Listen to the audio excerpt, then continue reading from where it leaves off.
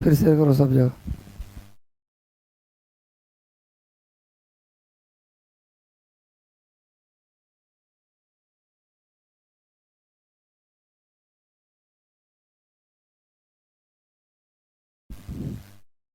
फिर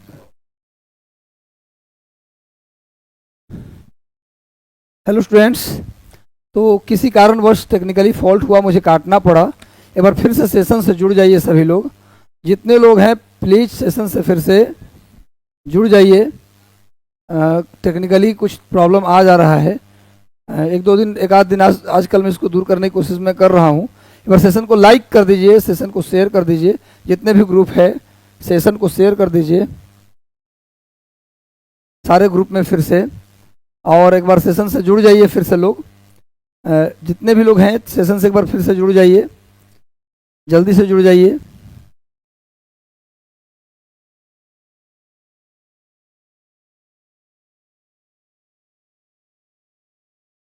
चलिए सब लोग जुड़ जाइए, एक बार सेशन को लाइक कर दीजिए, जितने लोग जुड़े हैं सेशन को लाइक कर दीजिए, सेशन को लाइक कर दो गुरु। थोड़ा सा टेक्निकली फॉल्ट आ गया था, इसके बारे में समझ गए आप लोग। क्वेश्चन तो हो गया।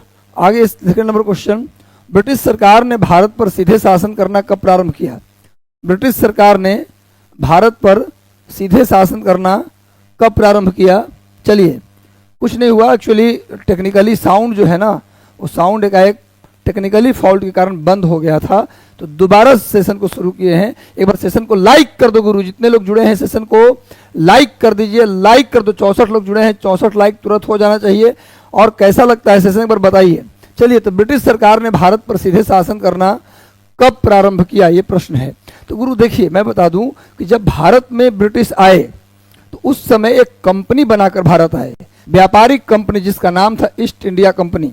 आपको बता दें कि भारत आने वाला पहला यूरोपियंस था पुर्तगाली। सबसे पहले भारत आए कौन? अंग्रेज नहीं आए, सबसे पहले पुर्तगाली आए, पुर्तगाली के बाद डच आए, इस तरीके से अंग्रेज बाद में आए। सबसे पहला अगर पूछा जाए, पहला यूरोपियंस जो भारत आए वो थे पुर्तगीज, पुर्तगाली, याद रखिएगा। ब्रिटिश बहुत बाद में आए। तो ब्रिटिश जब भारत आए, एक कंपनी के थ्रू भारत में आए, व्यापारिक कंपनी बना जिसका नाम था ईस्ट इंडिया कंपनी। जब ईस्ट इंडिया कंपनी लंदन में बन रहा था 1600 में, याद रखिए, ईस्ट इंडिया कंपनी की स्थापना सन 1600 में, सन 1600 ईस्वी में किया गया। ईस्ट इंडिया कंपनी की स्थापना सन 1600 में हुआ लंदन में। उस समय भारत के राजा था अकबर। नोट करिए ध्यान से, बहुत इंपॉर्टेंट बात बता रहा हूं। जब ब्रिटिश अंग्रेज भारत में आना चाह रहे थे, तो भारत आने के लिए उन्होंने एक व्यापारिक कंपनी बनाया जिसका नाम था ईस्ट इंडिया कंपनी। यानी कि ब्रिटेन या अंग्रेज जब भारत आए तो उनका पहला उद्देश्य था भारत में व्यापार करना, न कि भारत को कब्जे में लेना। भारत को लूटना उनका उद्देश्य था। उनका उद्देश्य था कि भारत को लूटेंगे, लेकिन भारत पे शासन करेंगे, शुरुआत में इनका उद्देश्य नहीं था। 1600 ईस्वी में लंदन में ईस्ट इंडिया कंपनी बनी, व्यापारिक कंपनी के रूप में, ट्रेड कंपनी के रूप में। अंग्रेज ने, ब्रिटिश सरकार ने एक कंपनी बनाई, ईस्ट इंडिया कंपनी, 1600 ईस्वी में। उस समय भारत का राजा था अकबर, अकबर। लेकिन क्वेश्चन आता है कि जब ईस्ट इंडिया कंपनी भारत आई, तब उस समय भारत के राजा कौन थे? तो उनका नाम था जहांगीर। जब ईस्ट इंडिया कंपनी भारत पहुंची, तब राजा थे जहांगीर, तब मुगल शासक थे जहांगीर। लेकिन जब ईस्ट इंडिया कंपनी बनी थी, उस समय भारत के शासक थे अकबर, जहांगीर के फादर, जहांगीर के पिता अकबर का शासन था। यहाँ अकबर शासन कर रहा था। तब 1600 ईस्वी में क्या बना था? ईस्ट इंडिया कंपनी की स्थापना की गई थी। वही ईस्ट इंडिया कंपनी जब भारत आई, तो व्यापार करते करते धीरे धीरे भारत के शासन को भी अपने हाथों में ले लिया। आपको याद होगा, कर्नाटक के 3 युद्ध हुए थे। साउथ में, दक्षिण भारत में 3 कर्नाटक युद्ध हुआ था। प्रथम कर्नाटक युद्ध, द्वितीय कर्नाटक युद्ध और तृतीय कर्नाटक युद्ध। इस कर्नाटक युद्ध के बाद पूरे दक्षिण भारत में ईस्ट इंडिया कंपनी का शासन स्थापित हो गया था। पूछा है कि पूरे दक्षिण भारत में ईस्ट इंडिया कंपनी का शासन किस युद्ध के बाद स्थापित हुआ? तो आंसर होगा तृतीय कर्नाटक युद्ध। यह कर्नाटक युद्ध के बाद पूरे दक्षिण भारत में ब्रिटिश शासन का एस्टेब्लिशमेंट हो गया। मेरे प्यारे बच्चों, उत्तर भारत में ब्रिटिश शासन का एस्टेब्लिशमेंट प्लासी का युद्ध और बक्सर के युद्ध के बाद हुआ। प्लासी का युद्ध और उसके बाद जब बक्सर का युद्ध हुआ 1757 में प्लासी का युद्ध और 1764 में बक्सर का युद्ध हुआ। और बक्सर के युद्ध के बाद पूरे उत्तर भारत में ब्रिटिश सरकार ईस्ट इंडिया कंपनी का शासन हो गया। यानी कि कहा जाए कि कर्नाटक युद्ध से पूरे दक्षिण भारत में उनका कब्जा हो गया और बक्सर के युद्ध से पूरे उत्तर भारत में कब्जा हो गया। इस प्रकार पूरे भारतवर्ष में ईस्ट इंडिया कंपनी का शासन एस्टेब्लिश हो गया और ईस्ट इंडिया कंपनी का शासन ही चलता रहा। लेकिन जब 1857 की क्रांति हो गई, जब 1857 की क्रांति हुआ तो ब्रिटिश सरकार को लगा कि ईस्ट इंडिया कंपनी के वजह से ही इतनी बड़ी क्रांति हुआ। अगर ये लोग ठीक से मैनेज किए होते तो इतनी बड़ी क्रांति नहीं होती। इतनी बड़ी क्रांति हो गई 1857 की क्रांति, इसमें भारतीयों की हार हो गई, भारतीय हार गए, लेकिन अंग्रेजों का भी काफी नुकसान हुआ। तो ब्रिटिश सरकार ने कहा कि अरे भाई इतना बड़ा नुकसान हो गया, इतनी बड़ी क्रांति हो गई, ये ईस्ट इंडिया कंपनी का फेलियर है। इसीलिए ब्रिटिश सरकार ने निर्णय लिया, ब्रिटेन की संसद ने निर्णय लिया कि ईस्ट इंडिया कंपनी को समाप्त कर दिया जाए और शासन को, रूल को सीधे ब्रिटिश सरकार के, ब्रिटिश महारानी के, ब्रिटिश क्राउन के हाथों में दे दिया जाए। तो 1857 क्रांति के बाद क्या किया गया, ईस्ट इंडिया कंपनी को भंग कर दिया गया और पूरे भारतवर्ष का शासन ब्रिटेन की महारानी यानी क्राउन एंड क्वीन के हाथों में दे दिया गया। समझ में आ रहा है बात? यानी 57 की क्रांति के बाद 1857 के रिवोल्ट के बाद सिपाहियों के गद्दार 1857 को के क्रांति को हम सिपाही विद्रोह भी कहते हैं। 1857 के क्रांति को हम सैनिक विद्रोह भी कहते हैं। ध्यान समझिएगा तो कितना क्लियर हो गया हमको। भाई ईस्ट इंडिया कंपनी की स्थापना 1600 में हुआ। कहां हुआ? लंदन में हुआ। उस समय भारत के शासक कौन थे? अकबर थे। जब ईस्ट इंडिया कंपनी आई तब भारत के शासक कौन थे? जहांगीर थे। पहला ब्रिटिश जो भारत आया उसका नाम था कैप्टन हॉकिंस। कैप्टन हॉकिंस को जहांगीर ने इंग्लिश खान की उपाधि दी थी। कैप्टन हॉकिंस को जहांगीर ने इंग्लिश खान कहा था। अगला पॉइंट क्या बताया मैंने? ईस्ट इंडिया कंपनी के शासन पूरे दक्षिण भारत में कब हो गया? कर्नाटक युद्ध के बाद। नोट कर लो, कर्नाटक वॉर के बाद, कर्नाटक युद्ध के बाद, तीसरा कर्नाटक युद्ध के बाद पूरे दक्षिण भारत में ब्रिटेन का शासन हो गया, यानी ईस्ट इंडिया कंपनी का शासन हो गया। पूरे उत्तर भारत की बात करें तो प्लासी का युद्ध और उसके बाद बक्सर के युद्ध के बाद पूरे उत्तर भारत में ब्रिटेन यानी कि ईस्ट इंडिया कंपनी का शासन हो गया। यानी पूरे भारतवर्ष में 1764 के बाद पूरे भारत में ईस्ट इंडिया कंपनी का शासन स्टैब्लिश हो गया। बक्सर के युद्ध के बाद 1764 के बाद पूरे भारत में ईस्ट इंडिया कंपनी का शासन स्टैब्लिश हो गया। लेकिन 1857 की जब क्रांति होती है तो ब्रिटेन का जीत हो जाता है, कंपनी की जीत हो जाती है, लेकिन अंग्रेजों का भी काफी नुकसान होता है। ऐसे में ब्रिटिश महारानी, ब्रिटिश संसद ने कहा कि क्रांति का जिम्मेवार कंपनी है, इसलिए ईस्ट इंडिया कंपनी को भंग कर देते हैं। और फिर पूरे भारतीय शासन की जिम्मेवारी किसको मिल गई? क्राउन को मिल गई। कब? सिपाहियों के गद्दार यानी सिपाही विद्रोह के बाद। नोट कर लीजिए इतनी बात। एक बार सेशन को लाइक कर दो गुरु, मजा आ रहा है तो सेशन को लाइक कर दीजिए। नेक्स्ट इसमें और बता देता हूं, चलिए इसमें बता देता हूं। आप प्लासी का युद्ध 1757, पानीपत के युद्ध तो 3 हुए थे, तो तीनों बताना पड़ेगा हम मुझे। तो पानीपत के 3 युद्ध हुए थे। पहला युद्ध 1526 में, दूसरा युद्ध 1500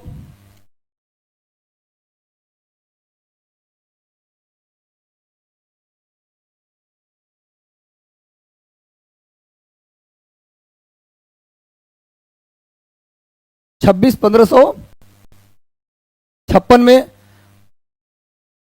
उसके बाद तीसरा युद्ध 1761 में। नोट कर लीजिए, इसका स्क्रीनशॉट आप ले लीजिए। और बक्सर का युद्ध कब बताया? 1764 में। चलिए स्क्रीनशॉट ले लीजिए। नेक्स्ट आ जाइए, अगला ब्रिटिश सरकार, अगला नेक्स्ट आ जाओ। फिर क्या हो गया? ब्यूट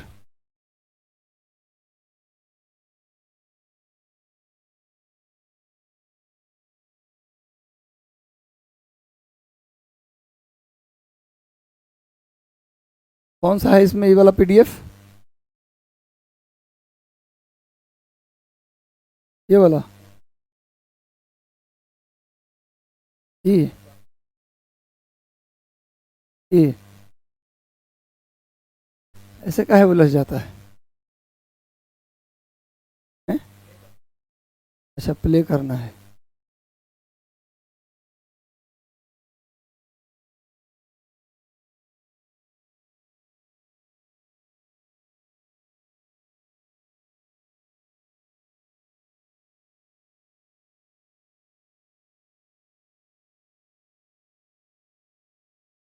चलिए, चौथा नंबर क्वेश्चन।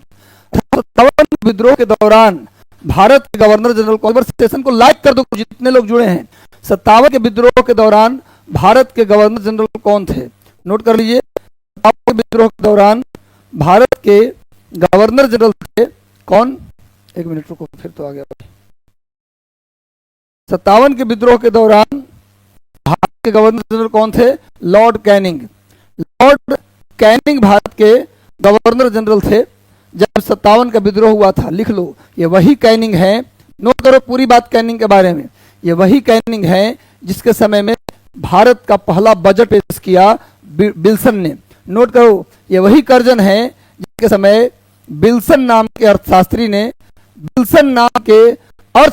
ने भारत का पहला बजट पेश किया। नोट करो, भारत का पहला बजट किसने पेश किया? तो विल्सन ने पेश किया। नोट करो, भारत का पहला बजट विल्सन ने पेश किया लॉर्ड कैनिंग के समय। भारत का जब पहला बजट पेश किया गया तब गवर्नर जनरल या वायसराय कौन थे? लॉर्ड कैनिंग थे। पहला बजट विल्सन ने पेश किया। लॉर्ड, ये वही लॉर्ड कैनिंग है जिनके समय में कलकत्ता, बॉम्बे और मद्रास में 3 विश्वविद्यालय बनाए गए। 1857 में लॉर्ड कैनिंग के समय ही लंदन विश्वविद्यालय के तर्ज पर भारत में 3 विश्वविद्यालय बनाए गए, कलकत्ता, बॉम्बे और मद्रास विश्वविद्यालय। लंदन विश्वविद्यालय के तर्ज पर भारत में 3 विश्वविद्यालय बनाए गए, कलकत्ता विश्वविद्यालय, बंबई विश्वविद्यालय और मद्रास विश्वविद्यालय की स्थापना की गई। ये वही कैनिंग है जिसके समय में भारत में पहली बार 3 हाईकोर्ट बने। 3 हाईकोर्ट बने, कलकत्ता हाईकोर्ट, बॉम्बे हाईकोर्ट और मद्रास हाईकोर्ट। 3 हाईकोर्ट बने, कलकत्ता, बॉम्बे और मद्रास हाईकोर्ट। नोट करो, भारत का पहला बजट पेश हुआ तब गवर्नर वायसराय कौन था? Lord Canning. भारत में 3 विश्वविद्यालय बने, कलकत्ता, बंबई, मद्रास, तब वायसराय कौन थे? Lord Canning. भारत में 3 हाईकोर्ट बने, कलकत्ता, बॉम्बे और मद्रास हाईकोर्ट, तब गवर्नर जनरल या वायसराय कौन था? तो लॉर्ड कैनिंग। नोट कर लीजिए इतनी बात। लॉर्ड डलहौजी की बात कर लूं तो गवर्नर जनरल भी कंप्लीट हो जाए हमारा। लॉर्ड डलहौजी की बात करें तो वही लॉर्ड डलहौजी है। नोट करो, डलहौजी के समय भारत में हड़प नीति अपनाया गया। हड़प, राज्यों को हड़प नीति लेने की नीति अपनाई गई। पूछा है, हड़प नीति के तहत हड़पा जाने वाला पहला राज्य कौन था? सतारा था। हड़प नीति किसने अपनाया? तो डलहौजी ने अपनाया। कर्नाटक के नवाब की पेंशन बंद कर दी किसने भाई? डलहौजी ने। अवध को हड़प लिया गया, कुशासन का आरोप लगाकर हड़प लिया गया अवध को। किसके समय में? डलहौजी के समय। डलहौजी के समय में पहला रेल शुरू हुआ। पहले रेलवे की शुरुआत 1853 में डलहौजी के समय शुरू हुआ। डलहौजी के समय ही पहली बार कंपटीशन एग्जाम की शुरुआत हुआ। डलहौजी के समय ही पहली बार विद्युत विभाग की स्थापना की गई। पहला इलेक्ट्रिसिटी डिपार्टमेंट, पहली बार विद्युत विभाग की स्थापना डलहौजी के समय हुआ। पहली बार डाक टिकट जारी किया गया डलहौजी के समय। लोक निर्माण विभाग, पब्लिक वर्क डिपार्टमेंट, PWD, लोक निर्माण विभाग की स्थापना पहली बार डलहौजी के समय हुआ। डलहौजी के बारे में क्या क्या याद हुआ? हड़प नीति के तहत पहली बार किसको हड़पा गया? सतारा को। हड़प नीति किसने अपनाया? डलहौजी ने। कर्नाटक के नवाब की पेंशन किसने बंद की? डलहौजी ने। कुशासन के आरोप लगाकर अवध को किसने हड़पा? डलहौजी ने। विद्युत विभाग पहली बार किसने बनाया? डलहौजी ने। पहली बार स्टाम्प टिकट, डाक टिकट किसने जारी किया? डलहौजी ने। कंपटीशन एग्जाम शुरू हुआ किसके समय में? तो डलहौजी। प्रतियोगी परीक्षा की शुरुआत पहली बार डलहौजी ने ही किया था। और डलहौजी के समय और क्या हुआ भाई? क्या बताया मैंने? डलहौजी के समय हड़प नीति हो गया, कर्नाटक नवाब की पेंशन बंद हो गई, डाक टिकट जारी हुआ, विद्युत विभाग से। इतना याद रखिए, काम हो जाएगा। लॉर्ड मेयो की बात करते हैं थोड़ा सा। लॉर्ड मेयो भारत के में पहले वायसराय थे जिनकी हत्या कर दी गई थी। लॉर्ड मेयो की हत्या की गई थी अंडमान निकोबार के पोर्ट ब्लेयर में। अंडमान निकोबार के पोर्ट ब्लेयर जेल में निरीक्षण करने गए हुए थे तो कैदी द्वारा इनकी हत्या कर दी गई। लॉर्ड मेयो पहले वायसराय हैं जिनके समय में पहली बार भारत में कृषि विभाग बनाया गया। भारत का पहला कृषि विभाग एग्रीकल्चर डिपार्टमेंट लॉर्ड मेयो के समय बनाया गया। लॉर्ड मेयो के समय ही भारत की पहली बार जनगणना हुआ। भारत में पहली बार 1872 में जनगणना हुआ। नोट करिए, भारत में पहली बार सेंसस यानी जनगणना पहली बार हुआ 1872 में। अनियमित था कि अनियमित रूप से 1881 में हुआ था। भारत में पहली बार जनसंख्या की गिनती जनगणना 1872 में लॉर्ड मेयो के समय हुआ और मेयो के समय ही भारत का पहला कृषि विभाग बना था। इसके बाद आइए लॉर्ड रिपन। लॉर्ड रिपन की बात करें तो लॉर्ड रिपन के समय पहली बार नियमित जनगणना शुरू हुआ। ये अनियमित था। लॉर्ड रिपन के समय 1881 में पहली बार नियमित जनगणना शुरू हुआ। लॉर्ड रिपन के समय ही पहली बार भारत में फैक्ट्री अधिनियम आया। फैक्ट्री लिखो, भारत में पहली बार श्रम कानून फैक्ट्री अधिनियम लाने वाला पहला गवर्नर कौन था? Lord Ripon. लॉर्ड रिपन के समय ही भारत में स्थानीय स्वशासन पंचायती राज नगर निगम की शुरुआत हुआ। लॉर्ड रिपन के समय स्थानीय प्रशासन लोकल गवर्नेंस यानी नगर निगम और पंचायती राज की शुरुआत पहली बार ब्रिटिश काल में लॉर्ड रिपन के समय हुआ। पहली बार नियमित जनगणना लॉर्ड रिपन, पहली बार फैक्ट्री अधिनियम श्रम कानून लॉर्ड रिपन, और पहली बार क्या हुआ? पंचायती राज नगर निगम लॉर्ड रिपन। इल्बर्ट बिल, और नोट करो, इल्बर्ट बिल, एक बिल आया था इल्बर्ट बिल, किसके समय आया? लॉर्ड रिपन के काल में। अगर इतना याद रखिएगा तो मोटा मोटी बहुत सारा जीके आपका क्लियर हो जाएगा। सेशन को लाइक कर दो गुरु, एक फैक्ट नहीं छोड़ेंगे। थोड़ा सा सिस्टमेटिक टेक्निकली फाउट आ रहा है, उसको भी मैं जल्दी दूर कर दूंगा, लेकिन लगातार जुड़े रहिए, अपना प्यार बनाए रखिए और जल्दी से विषय वाइज भी हम लेकर आएंगे। 9, 10, 11, 12 के जो कुछ विषय हैं, विषय वाइज भी हम जल्दी से टेस्ट और उसका डिस्कशन लेकर आएंगे। 1857 के विद्रोह स्थान पर हुआ, उनकी सही क्रम बताइए। सबसे पहले कहाँ हुआ, उसके बाद कहाँ हुआ, उसके बाद कहाँ हुआ, ये बताना है।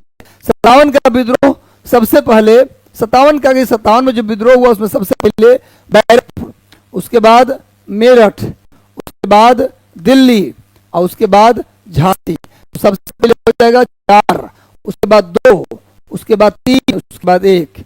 4, 2, 3, 1 डी आंसर होगा। यानी सबसे पहले 57 में जो विद्रोह भड़का था, ऐसे तो मेरठ शुरू हुआ था, लेकिन उससे पहले ही मंगल पांडे ने सार्जेंट को गोली मार दी थी बैरकपुर छावनी में। मैंने बताया थोड़ा देर पहले कि मंगल पांडे ने बैरकपुर छावनी में अपने सार्जेंट को गोली मार दी थी। वहीं से एक तरह से विद्रोह शुरू हो गया था, लेकिन सिस्टमेटिक रूप से विद्रोह की शुरुआत मेरठ से हुआ था। तो सबसे पहले बैरकपुर, उसके बाद मेरठ, उसके बाद दिल्ली, उसके बाद झांसी। नोट कर लीजिए, स्क्रीनशॉट ले लीजिए। अगले सवाल पे आते हैं, थोड़ा तेज करते हैं। निम्नलिखित में से किसने 1857 के विद्रोह के कारणों का विश्लेषण करते हुए कहा कि अंग्रेजों तथा मुसलमानों के बीच मेल मिलाप की वकालत की?